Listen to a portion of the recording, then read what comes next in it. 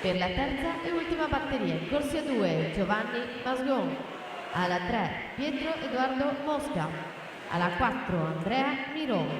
Alla 5, Davide Bizzotto. Alla 6, Nicolò Bernardi. Alla 7, Costa Grakovac.